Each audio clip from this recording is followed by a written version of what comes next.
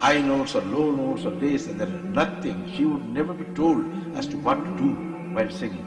We used to be told. I used to be told. But not her. She was never told. She never needed to be told. भाई और बहनों,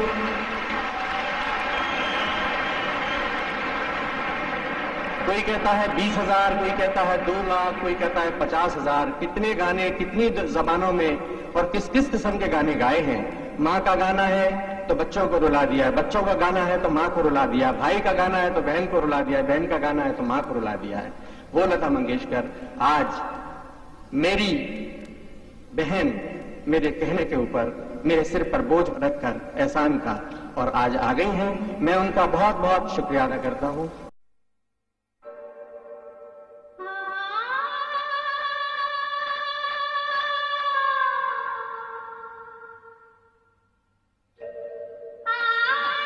लता जी, लोग कहते हैं भी तुम्हें इतना मानती हैं, लता जी तुम्हें उस्ताद समझती हैं, तुम्हें प्यार करती हैं, ये सब मैं समझती हूँ उनका बड़ापन है ना। लता तो लता है। लता जी की तरह मेरी नजर में अभी तक कोई पैदा नहीं हुआ। लता जी को अल्लाह ने आवाज दी है, इल्म उनको उनके वालिद साहब से मिला, खुदा की तरफ से उनके करम। वही तो कमाल की बात है लता जी की कि वो इतनी अच्छी इतनी बड़ी कलाकार हैं, मगर वो कभी मेरे ख्याल से ये नहीं सोचती कि मैं तो बहुत अच्छी बहुत बड़ी आर्टिस्ट हूँ, मैं लता मंगेशकर हूँ, तो मैं कोई भी वक्त कोई भी गाना किसी भी तरह गा लूँ। हम सबके लिए उन्होंने गाया, मेरे से पहले वालों के जनरेशन के लिए भी गाया और आज तक गा रही। उनमें एक बहुत बड़ी खूबी वो ये है कि वो जिस आर्टिस्ट के लिए गाती हैं वो उनके हिसाब से गाती है। सबसे बड़ी बात जो म्यूजिक में होती है वो सुर होता है। सुर नहीं तो कुछ भी हम कहते हैं बेसुरा है। म्यूजिक की वैल्यू खत्म हो जाती है, चाहे वो क्लासिकल हो, चाहे फिल्मी हो, चाहे गजल हो, भजन हो। तो वो सुरीली इतनी है कि उनकी टक्कर का सुरीला अभी तक तो मैंने सुना नहीं।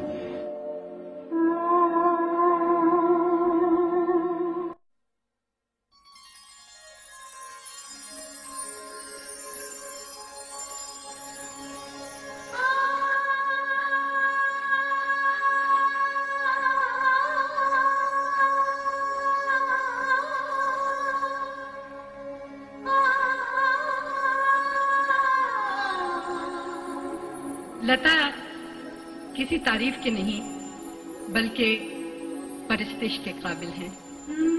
उनकी आवाज सुनने के बाद कुछ ऐसा अलमतारी हो जाता है जिसको बयान करना बहुत मुश्किल है। यूं समझिए जैसे कोई दरगाह या मंदिर में जाए तो वहां पहुंचकर इबादत के लिए खुद ब खुद सर झुक जाता है और आंखों से बेसाख्ता आंसू बहने लगते हैं।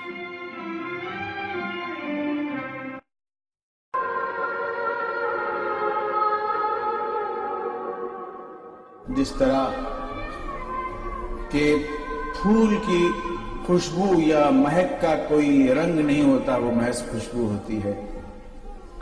जिस तरह के बहते हुए पानी के झरने या ठंडी हवाओं का कोई मस्कन या कोई घर गांव या कोई वतन देश नहीं होता, जिस तरह के उभरते हुए सूरज की किरणों का या किसी मासूम बच्चे की मुस्कुराहट का कोई मजहब या कोई भेदभाव नहीं होता, वैसे ही लता मंगेशकर की आवाज कुदरत की तख्लीक का एक करिश्मा है। लता जी ने आपको बहुत कुछ मेरे बारे में और संगीत में क्या रुचि है उसके बारे में आपसे कहा, लेकिन उन्होंने असली बात को बताई नहीं आपको कि इसके पीछे वो प्रेरणा कौन थी जो रात कपूर को खींची चली गया थी। वो खुद सरस्वती बैठी हुई लता।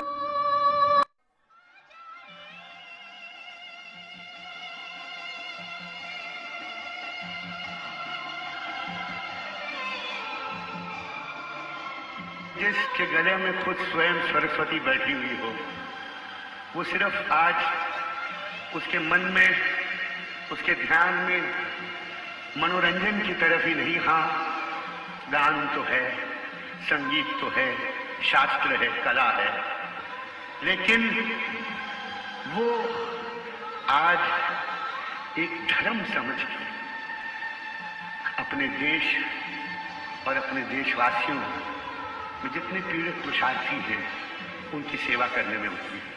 मैं धन्य हूं कि सांस है, जान है, और इनसे कह सकता हूं कि सुन साहिबा सुन, प्यार की सुन, मैंने तुझे चुन लिया, तूने मुझे चुना।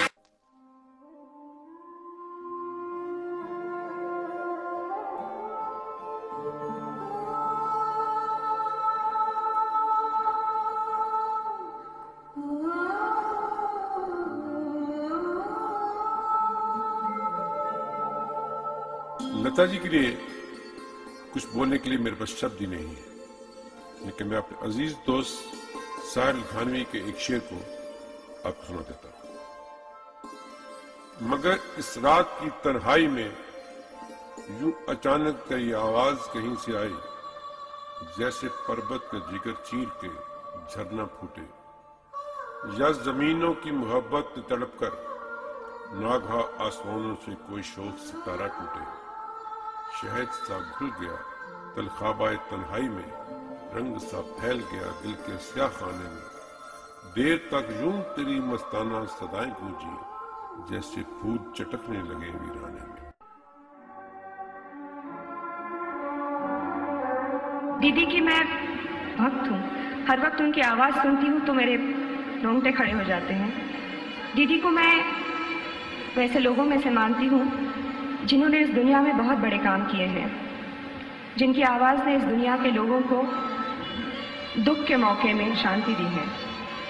दीदी के सामने और आपके सामने सिर्फ यही कह सकती हूँ कि जहाँ दिव्यत्व की प्रचिति होती है, उसके सामने सिर्फ अपने हाथ जुड़ते हैं।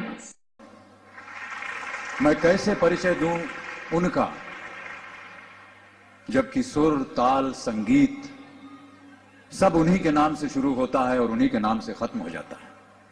हमारे पड़ोसी मुल्क के लोग जब कभी हमसे मिलते हैं तो कहा करते हैं कि हमारे पास वो सब कुछ है जो आपके पास भारत में है, बस दो चीजें नहीं हैं, ताजमहल और लता मंगेशकर। लता जी के सुर में, लता जी के गायन में, लता जी की आवाज में मेरा ऐसा मानना है कि इतनी प्रबलता है, इतनी शुद्धि है कि वो मनुष्य की आत्मा के तारों को झंकृत कर देती है।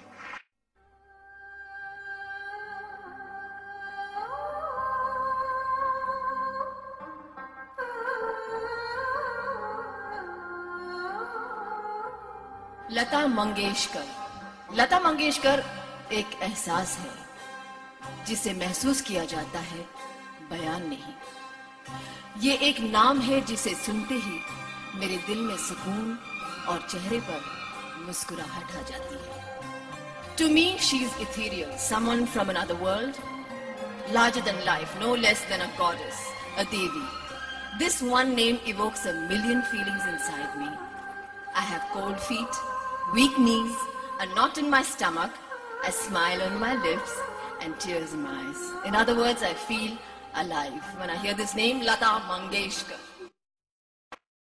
काश मैं हीरोइन होता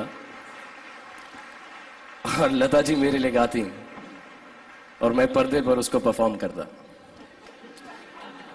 And I would request her to let me have the honor of sharing the space that she's on and breathing the air that she's doing right now.